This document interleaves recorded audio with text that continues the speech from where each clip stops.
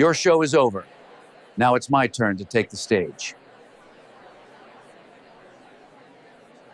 The sound of her voice sliced through the merriment, instantly shifting the mood. Eleanor spoke with a gentle tone laced with precision, stopping all chatter as if a cold wind had blown through. The room, bathed in the amber glow of candles and hanging lights, had moments before felt cozy. Now that comfort disappeared. A sudden shiver crept up Flash's spine. She stood slowly, the hem of her dress brushing the chair's edge, lifting her glass with practiced grace. Her eyes didn't shimmer with joy or intoxication. They shone with unwavering resolve. Calmly, deliberately, she scanned the crowd. Every face turned toward her, anticipating a cheerful toast or tender remark. I'd felt this reckoning creeping closer for a long time. Maybe it had been quietly building for years beneath the surface. But hearing it now, amid heart-shaped arrangements of red roses and the echo of laughter still hanging in the air, hit harder than I ever expected. "I have something to say," she announced. The atmosphere snapped still. Glasses paused mid-air, untouched. Smiles froze in place, suddenly hollow. She took another sweeping glance around the room before her eyes met mine and held there. She didn't waver, her jaw set, her chin lifted. "I'm ending the marriage. I need a fresh start. I need room to breathe again." That single word, space, shattered the moment like a blow to fragile glass. The mood fractured. Cutlery ceased to move. Conversations collapsed mid-laugh. All eyes darted to me, waiting for the inevitable. An outburst, a breakdown, some kind of drama. But I didn't move. I sat steady, collected. My hand, holding the wine glass, barely wavered. Not out of grief or anger. It was something more profound, a recognition. The moment I'd silently anticipated had finally come. From the edge of my vision, I caught sight of Eric, my younger brother, 7 years behind me, always trailing in my wake. Or so I used to think. His fingers gripped his glass tightly, knuckles pale from the strain. He wouldn't meet my eyes. He didn't need to speak. I already knew. There's a particular way silence settles into a space, like the low creak of timber just before it splinters. Eric had been creaking for a long time, the brother I'd carried through every rough season, the one who once promised he'd never betray me.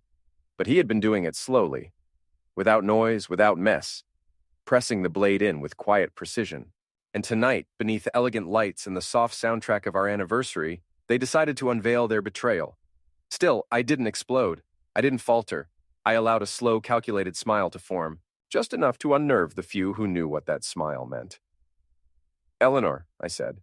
My voice was soft, yet unmistakably clear, cutting through the stillness like a distant bell. "I appreciate your candor." Reaching into my jacket, I produced a gray envelope.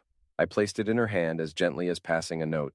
"Open this when you're ready," I told her in a calm, steady tone. "No pressure." Her hand froze mid-motion, fingertips brushing the paper. For a split second she hesitated. A flicker passed through her eyes, uncertainty. She hadn't foreseen this, not in this moment, not this way. Eric remained seated several feet away, head bowed. His posture spoke volumes. Guilt radiated from him. He didn't lift his eyes. He didn't need to. We both knew where we stood now. The truth didn't need to be spoken. It was written across every stiff breath in the room. I turned toward the guests. They were still suspended in the moment, expressions frozen. Some stared blankly. Others seemed halfway through a bite, motionless. "I'm grateful to you all for being here," I said, scanning the faces. My eyes landed on one in particular. Darren. He looked up slowly. My son, wide-eyed, caught in the storm. 24 now, recently promoted, just starting his life. "I'm proud of you, son. More than you know." His face wavered. Not just because of what had unfolded, but because something fundamental had shifted. Maybe he felt it. Maybe he didn't yet. But he would. I turned and walked away. Not in haste. Not with drama. Each footstep deliberate, echoing on polished floors. I never looked over my shoulder. I didn't need to. It didn't feel like a collapse. It felt like closing a book after the final chapter. The story had ended. It was done. Behind me, I felt the weight of their eyes. Eleanor's, Eric's, pressing against my back. Heavy, searching, like arrows waiting to be released. But they stayed still. Their silence said more than any words could. Outside, the night greeted me with brisk air. Not punishing, just cleansing. I stood for a moment beneath the stars, letting the aroma of flowers drift in the breeze. But layered beneath the floral sweetness was something bitter. Quiet, watchful rage. It didn't roar, it smoldered. The warning signs had appeared long before this night. Secret messages. Her screen always face down, glances between them at dinners. Too soft, too long. Excuses that ran out of logic. Stories with missing pieces. I'd never been gullible. I'd never worn blinders. That envelope wasn't a reaction. It was the beginning of a plan already in motion, a strategy born of patience. Inside was the paperwork, finalized, signed, certified, a carefully prepared document crafted with precision. The foundation? The agreement she once demanded, back when she insisted on a flawless ring and terms to match.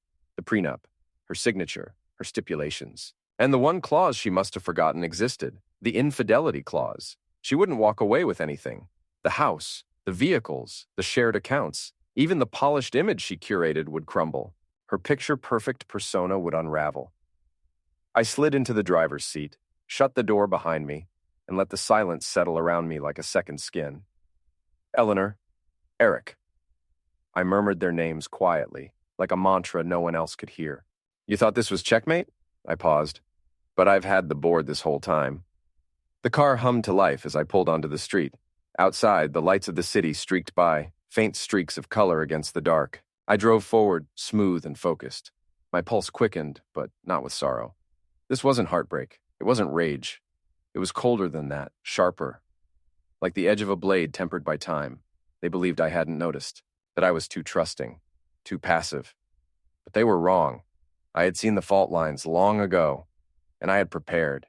I've never been someone who gets suspicious easily. After 25 years with Eleanor, I'd come to rely on trust, even when her warmth cooled, even when her laughter sounded practiced. But half a year ago, something small broke the spell. Her phone lit up while she left it unlocked for once, and a message flashed across the screen. Miss you tonight. The sender? Eric, my own brother. I stared at that message longer than I should have, hoping my brain would offer a better explanation. Maybe I misunderstood. Maybe Eric had sent it to the wrong number. Maybe it had something to do with work, or maybe I'd read too much into it. But no, it was unmistakably his number, and it was Eleanor's phone. No way around it. It was them. Eric, the brother I had rescued more times than I could count. The same guy I let crash at our place when he was broke and out of options. The one I'd defended for years, to our parents, to colleagues, even to Eleanor. He wouldn't cross this line, right? But soon the cracks grew wider. Eleanor's last-minute business trips that came out of nowhere, never with specifics. She used to tell me everything. Lately, I was lucky to get vague excuses. I noticed money leaving our joint account in small amounts. When I brought it up, she brushed it off with a smile. Just errands, groceries, household things. But the math didn't track. And Eric? He couldn't look me in the eye anymore. Every visit, his stare went anywhere but my face. Like I'd become a mirror he was afraid to see himself in. I didn't confront them. I didn't raise my voice. I didn't cause a scene. I took action. I hired someone. A quiet, plain-spoken investigator named Colin. Wore simple suits. Never asked questions that didn't matter. I don't want drama, I told him. I want facts. He nodded once. You'll get them. He moved fast. Subtle. 2 months later, he handed me a manila envelope. Inside were photos. Eleanor and Eric at a small cafe holding hands. Outside a hotel, walking into an unfamiliar apartment. I looked through each one at my desk, the silence around me broken only by the turning pages. But I didn't break down. I didn't yell. I didn't cry. I got focused. I opened the safe and pulled out a document Eleanor had signed 2.5 decades ago. The prenuptial agreement. Back then, she was eager to marry, to start a family. She'd signed without reading the fine print. I remember exactly what she told me. I'm not marrying you for your money, Raymond. I just want a good life together. Those words, said with wide eyes and hope, had become her undoing. The agreement was clear. Infidelity meant the other party retained control of everything. Property, finances, investments, all of it. I contacted Kelsey, my lawyer, for more than 10 years. Brilliant, ruthless, and unshakable. I handed her the folder. She flipped through the contents, her expression never changing. We'll handle it, she said in a quiet, confident voice. But we need rock-solid proof. I've got it, I replied. I want it airtight, so I dug deeper. What I uncovered next nearly made me laugh, a bitter laugh, cold and dry.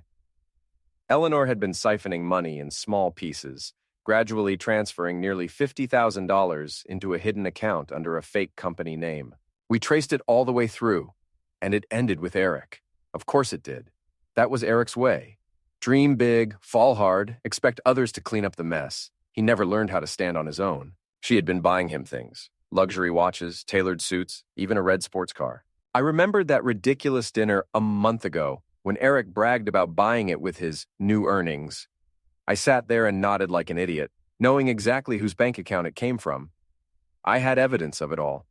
Receipts, transfers, invoices, everything detailed and dated. I didn't throw any of it away. I scanned and forwarded every document to Kelsey, each one a bullet, loaded carefully into the chamber. The night before our anniversary party, I sat in my study under the amber glow of the desk lamp. The stack of papers in front of me wasn't just a file, it was a reckoning. The divorce petition had already been filed that morning. Kelsey submitted it to the court, but I didn't want Eleanor to hear it from her. I wanted her to say it herself. She always needed a stage, always had to be the center of attention, even now, in the wreckage. That gray envelope I handed her at the party, it wasn't just the petition. That would have been too soft. It also held the full paper trail: transaction records, statements, and one particularly damning photo. Colin's shot of Eleanor and Eric locked in a kiss inside a parked car, her hand cupping his face, his fingers in her hair. I wanted her to open it alone, to feel the weight of it in silence, to see the mask fall and realize there was nothing left behind it. I didn't need to be there. I could already see it in my mind, her going pale, lips tightening, heart racing, but no tears.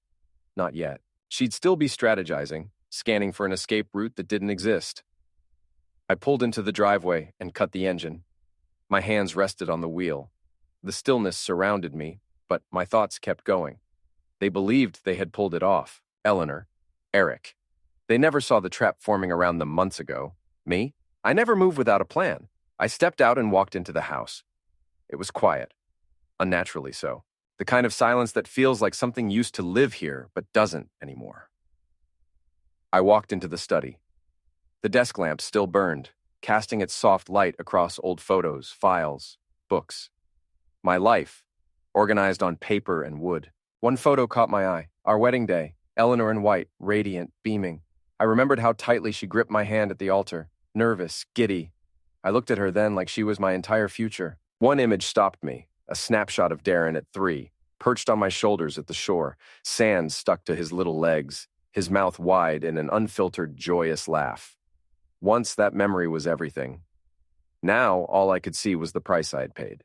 What I gave up, what I lost in the trade. There's something I never shared, not with friends, not with Eleanor. In my early 20s, I had mapped out a dream, launching a startup in green technology, focused on solar power and clean energy storage. I had working concepts, sketches, even a committed investor, someone who believed in the vision I was building. Then Eleanor told me she was pregnant with Darren. Everything shifted. She panicked.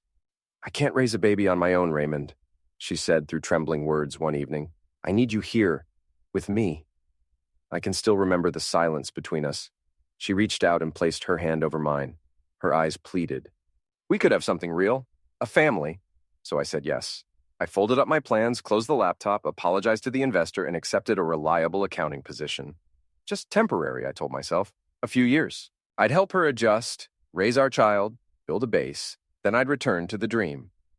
But time doesn't wait, and a few years quietly turned into decades.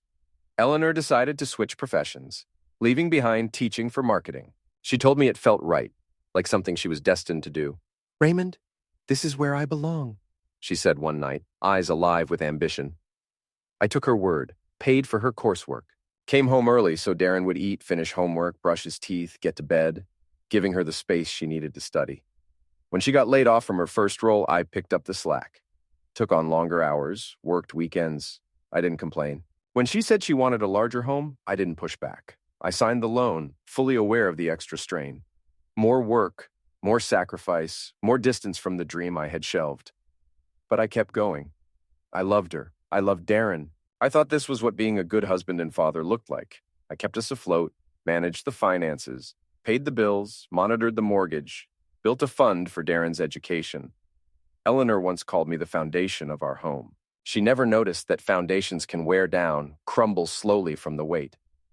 Every year, the dream I once chased, the startup, the innovations, faded further away. The designs now sit untouched in an old drawer in the garage. The investor? He's a multimillionaire today. He probably wouldn't remember my name if he saw it. Still, I told myself, if my family's safe, then I'm at peace. But she didn't see. She didn't notice the late nights I spent balancing spreadsheets, shifting money just to cover Darren's tuition in time. She didn't see me decline a lucrative opportunity in Singapore because she said, "We need stability. Darren needs his dad around." And she certainly didn't see how I'd glance at Eric, irresponsible, impulsive Eric, and wonder why I was always the one giving up everything, why it always had to be me. Now, sitting in my study, I stared at a worn-out family photo, my grip tightening around the frame. The ache I felt wasn't just from the betrayal. It was the understanding that I had invested every piece of myself, my energy, my ambition, my youth, into something that was never mutual, a life I upheld alone.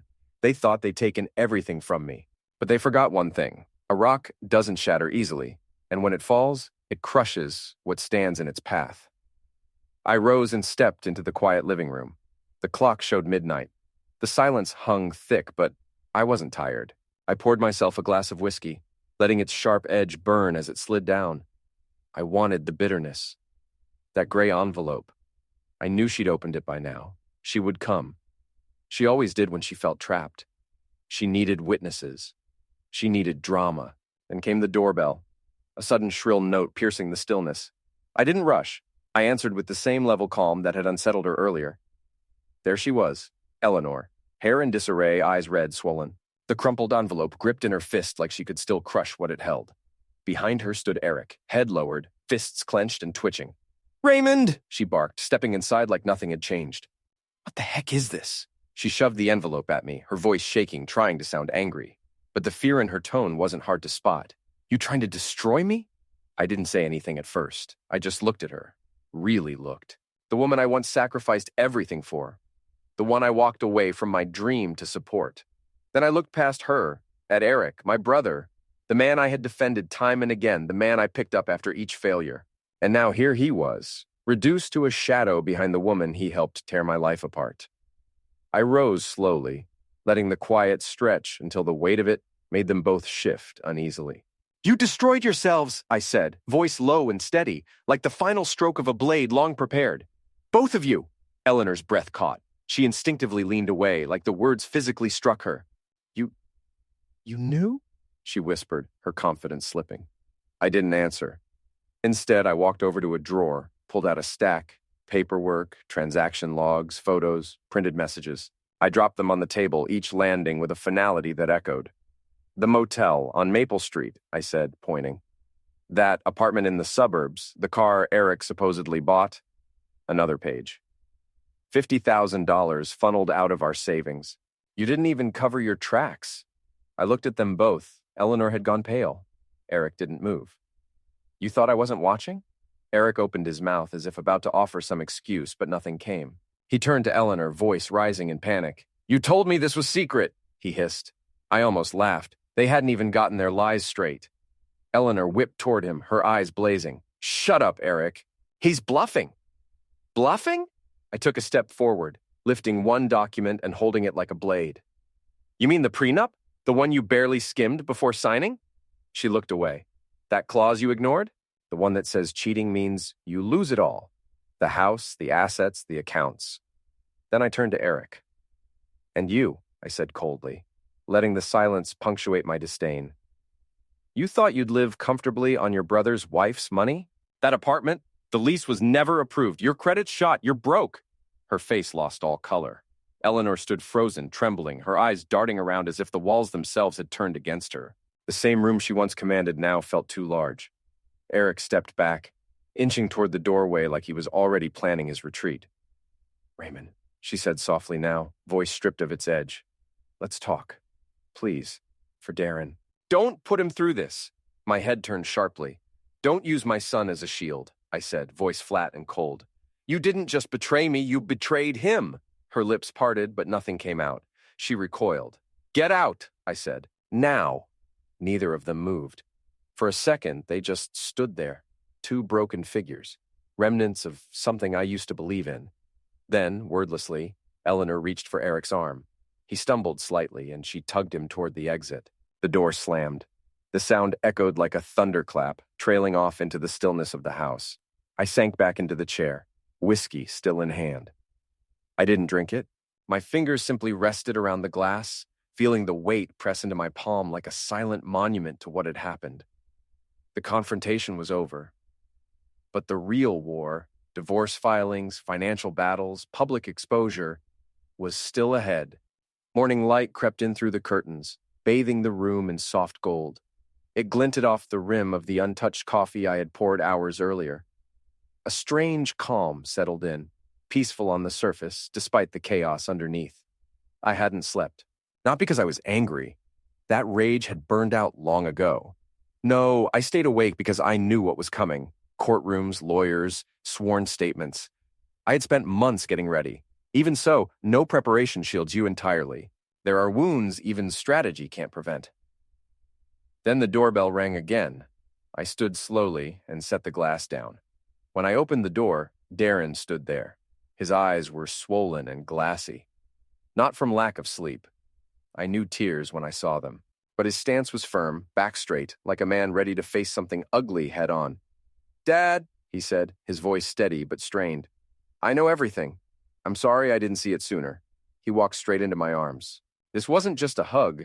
It was a moment of reckoning. A quiet exchange between the boy I had raised and the man now standing beside me. I held him close, felt his breath stutter for a second, and knew exactly how much it had cost him to show up. "Darren," I said, my voice catching, "you don't need to be sorry. I've always been proud of you." We sat down side by side, and I did what I had avoided for far too long.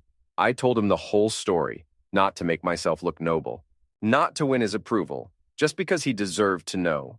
I told him about that night I saw the message, about hiring Colin, the investigator, about the contract Eleanor never read, about how I waited, quietly gathering evidence step by step.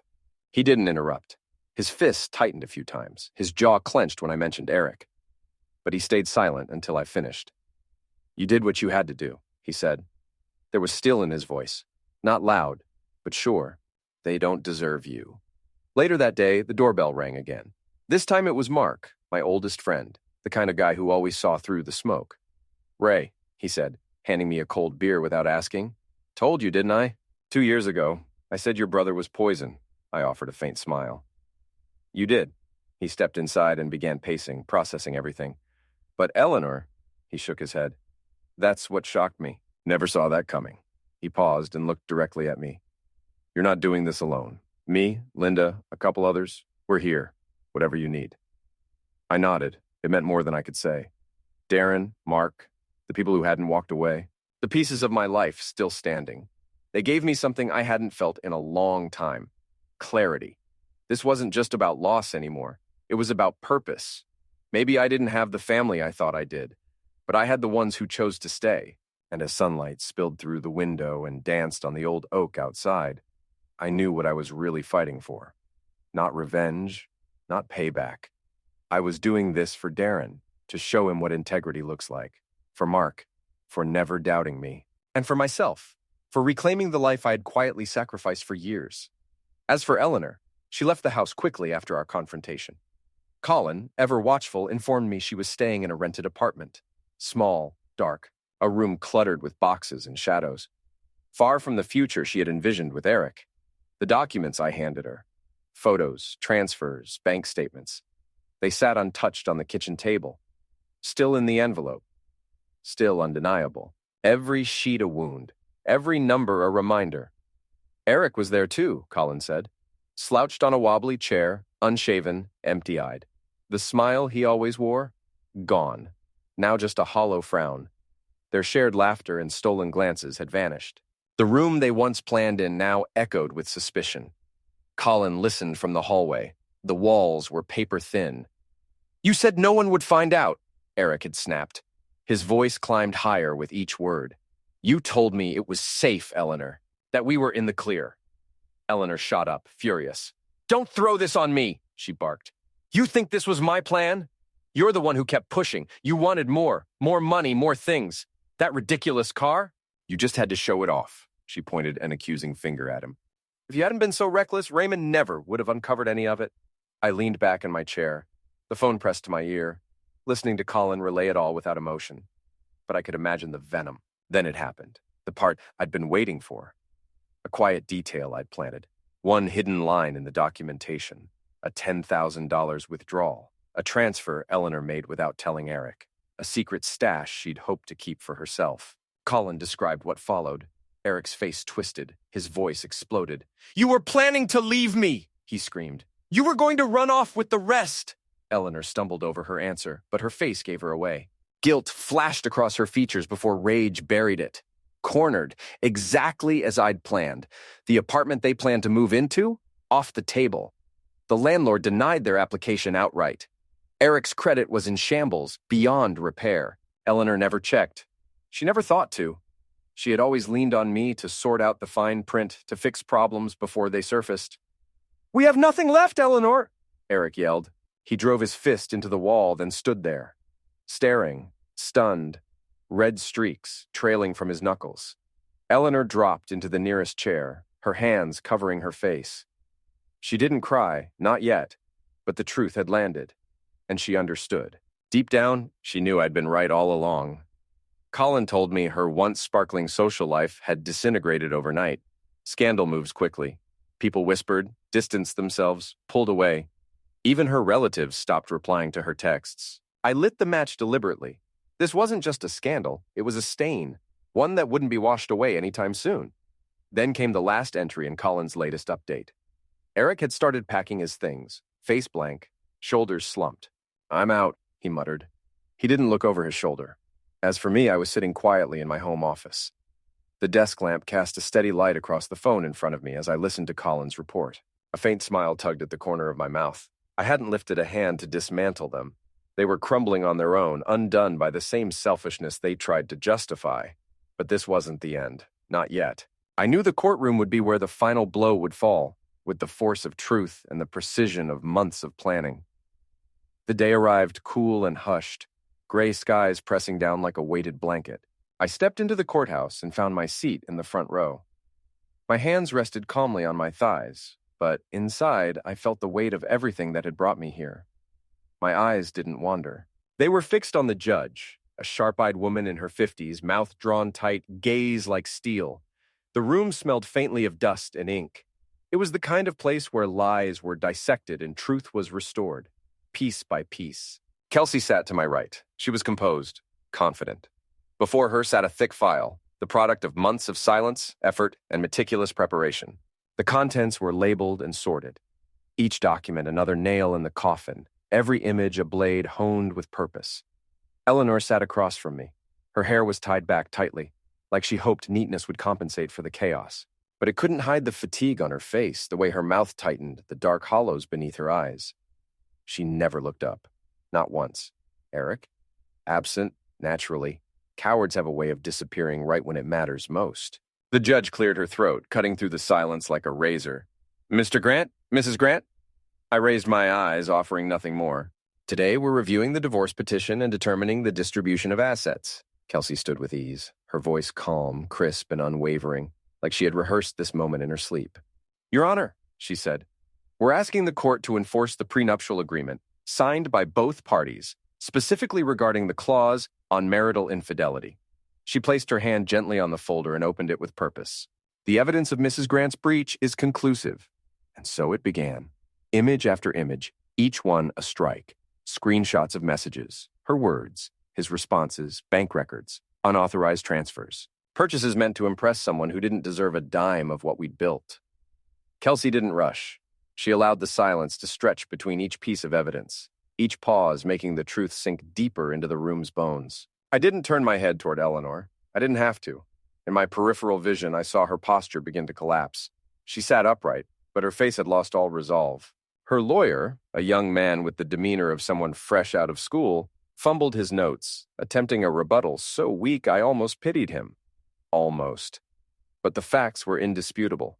That prenup had been signed 25 years earlier. Eleanor's bold signature still sat at the bottom of the page, confident in her belief that she'd never have to worry about its terms. The judge skimmed the final section, her expression unreadable. "This contract remains valid," she said coolly, "and the infidelity clause is explicit."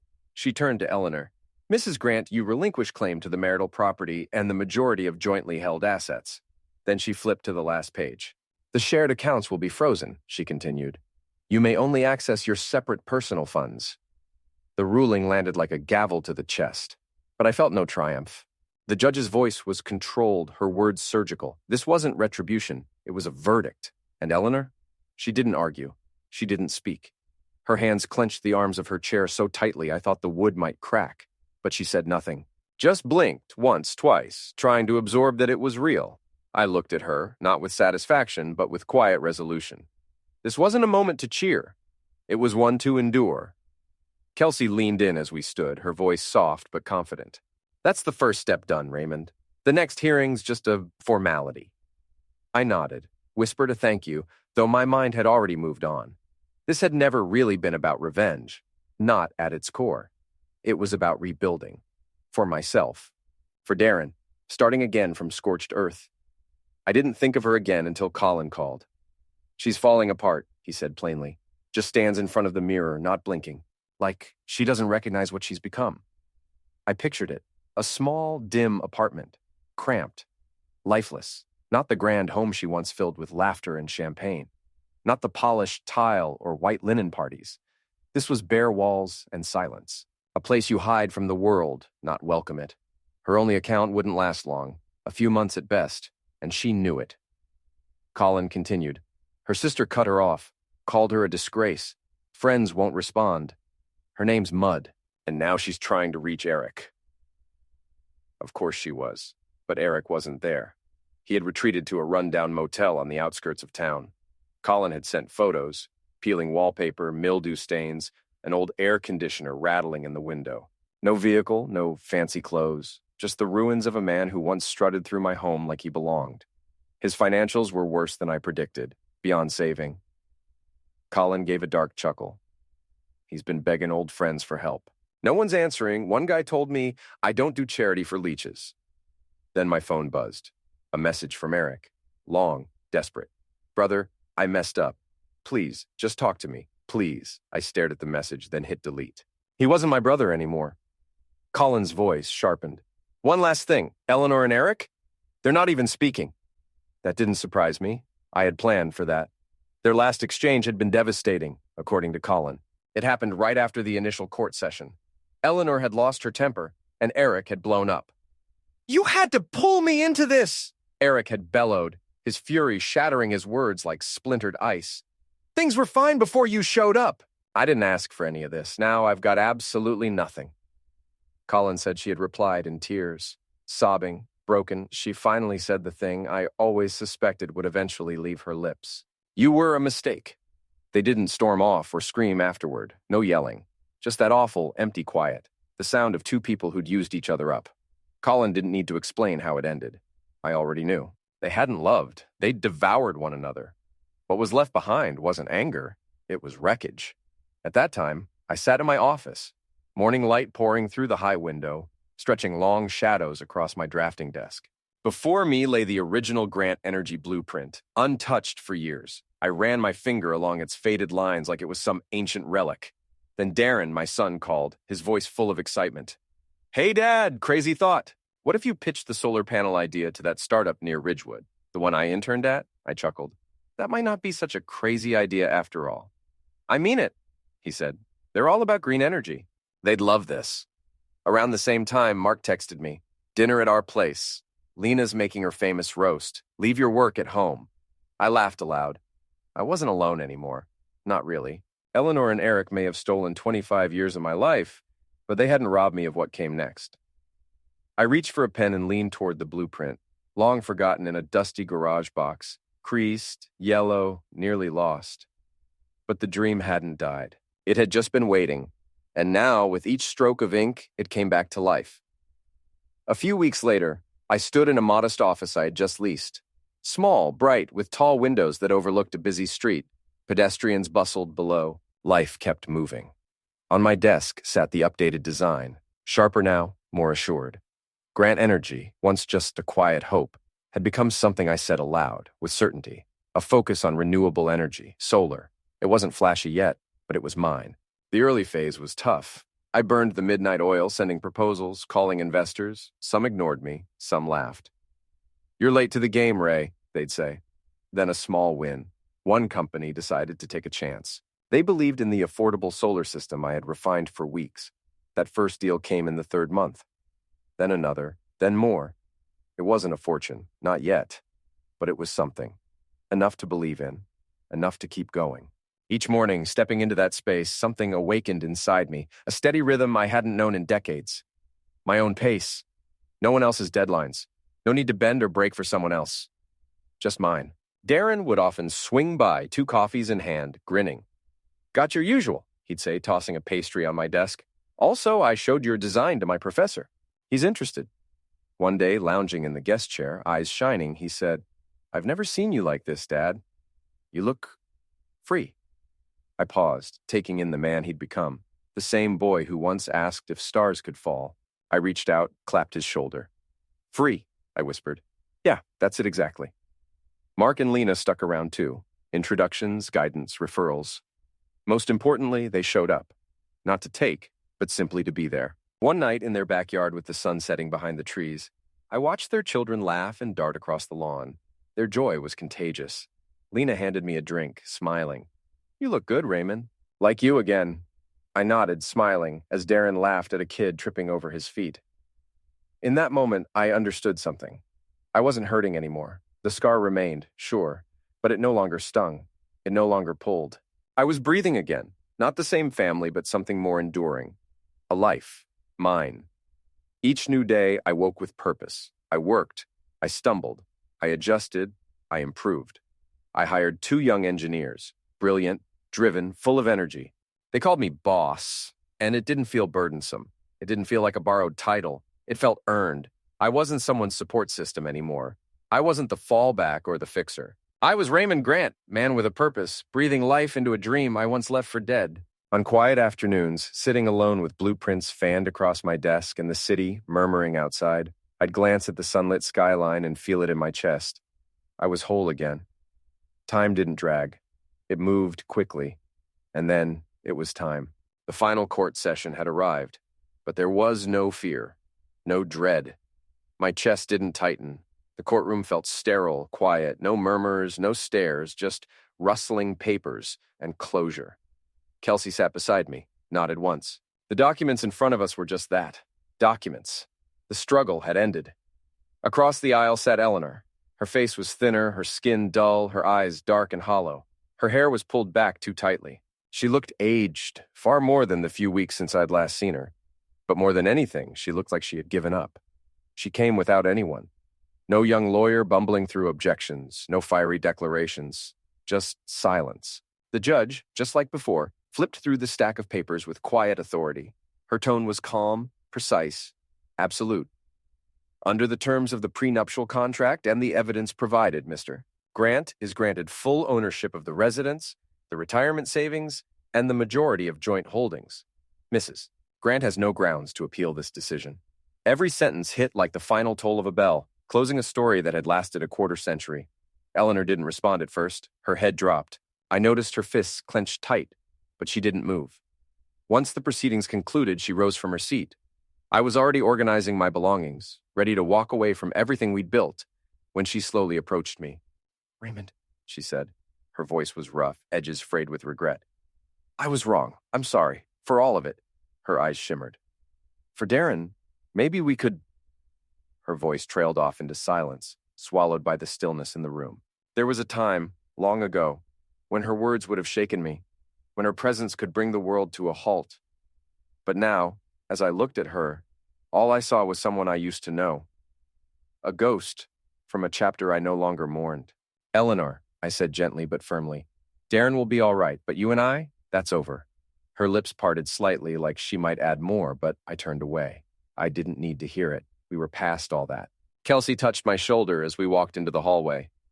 "You handled that with grace," she murmured. I gave a slight nod. Outside, the sun bathed my face in warmth. I squinted against the light, inhaled deeply, and felt something new blossom in my chest. It wasn't triumph. It was release. Behind me, Eleanor stepped through the courthouse doors. She looked out of place in the midday glare, weighed down by a drained bank account and a tarnished name. I watched briefly as she paused at the top of the steps before finally walking away. Where she went, I didn't know, and for the first time, I didn't need to. I had Darren, I had Grace, I had momentum, I had a second chance. As my car engine rumbled to life and I eased away from the curb, I felt the certainty settle in. That part of my story was over.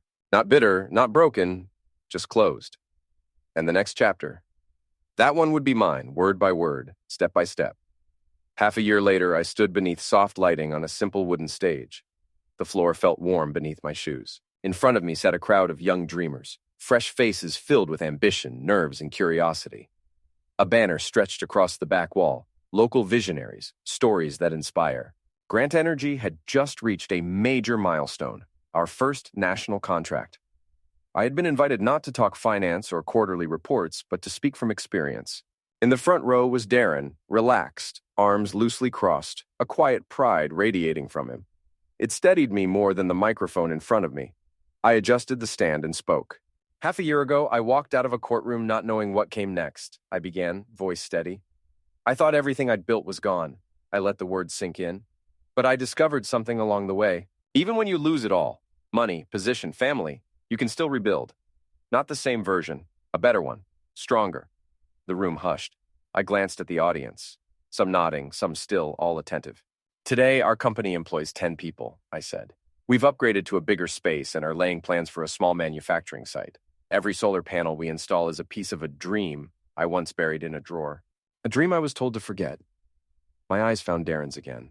His smile was quiet but wide, and it hit me in the chest, warm and sharp at once. I don't work to meet someone else's expectations anymore. I don't work to fix things I didn't break. I work because I want to, because it matters to me. That's freedom. The audience leaned forward, listening without a word. The income? Sure, it's there, I continued. But that's not the prize. The real reward is this. I gestured toward Darren. When your own child looks at you and says, I'm proud of you, there's no paycheck that can match that. A pause, a few soft murmurs, then a wave of gentle applause. Afterward, several people came up to shake my hand, ask questions, offer thanks. One man lingered longer. He looked to be in his 50s, carrying a tiredness that felt familiar, the kind of pain that doesn't know where to go. He shared a bit of his story, how his family had unraveled, how he'd been stuck in that ache, convinced it was too late. Then he said something that stopped me. Raymond, hearing you made me think maybe I can start over. I met his eyes, really looked, and saw someone I'd once been, a man standing at the edge of the unknown, wondering if it was too late. I gave him a gentle smile and rested a hand on his shoulder. Then start, I said.